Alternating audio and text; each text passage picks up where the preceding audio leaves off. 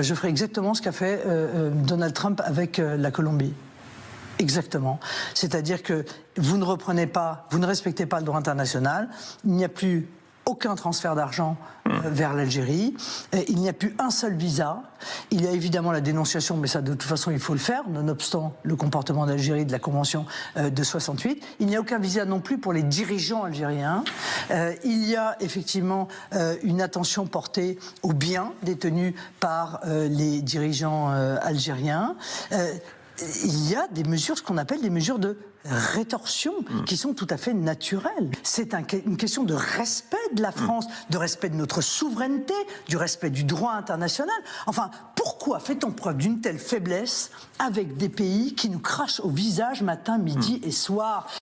Karim, je vous pose la question, qu'est-ce que l'État algérien reproche à la France? Il a à peu près tout ce qu'il veut, non? Les visas, les accords qui ne sont pas remis en cause. Pourquoi ça bloque? Moi, je ne suis pas le porte-parole de l'État algérien. Non, mais enfin, moi, je veux simplement réagir. Moi, peu. je suis ancien député européen français, pour votre information. Donc, je ne suis pas le porte-parole, je ne fais pas d'ingérence dans la politique algérienne. Vous avez une idée quand même de ce qui est reproché à la France? Moi, j'ai surtout une idée par rapport aux propos de Marine Le Pen, si ça ne vous dérange pas. Allez-y, est-ce qu'elle a raison? Je pense que la France n'est pas les États-Unis et que l'Algérie n'est pas la Colombie. Et que comparaison est très très loin d'être raison. Pourquoi? Parce que la Colombie, que je sache, ne distribue pas aujourd'hui d'énergie aux États-Unis. C'est même plutôt le contraire. La puissance productrice d'énergie, c'est les États-Unis. Or, l'Algérie aujourd'hui, nous achetons pour 7 milliards de gaz à l'Algérie. Donc nous ne sommes pas producteurs de gaz. Et l'Algérie est une puissance gazière, la 7e au monde. Deuxièmement, nous avons 500 entreprises françaises en Algérie. Mais un pays pauvre globalement, donc la redistribution des richesses, ça ne marche pas. Ça marche pas. Michel Bizac, le président des entreprises françaises en Algérie, a dit « Stop, monsieur Rotaillot, à l'hystérie, c'est insupportable ». Nous, on a des intérêts économiques français en Algérie. On a 500 entreprises françaises. On crée des milliers d'emplois. Total est en Algérie. Des PME sont en Algérie. Des ETI sont en Algérie. Alors c'est bien de bomber le torse. Mais si on fait du mal à notre économie française, c'est pas très intelligent. Oui, mais si je peux me permettre, il est vraiment malheureux que l'Algérie ne soit pas un pays plus prospère avec autant de richesses. Oh les bâtards.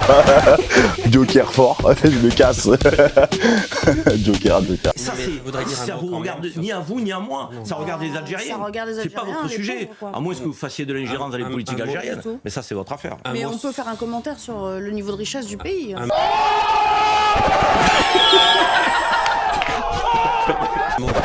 Que dit Marine Le Pen et qui me semble être du bon sens, naturellement, puisqu'il en va de la sécurité de la France, encore une fois, et qu'à mon sens, la sécurité des Français doit primer sur les intérêts économiques. Naturellement, nous avons des entreprises, mais là, on parle de la sécurité des Français. On parle de personnes qui sont indésirables pour des raisons qu'on comprend évidemment, et qui doivent être expulsées dans les délais les plus brefs. Donc, il faut évidemment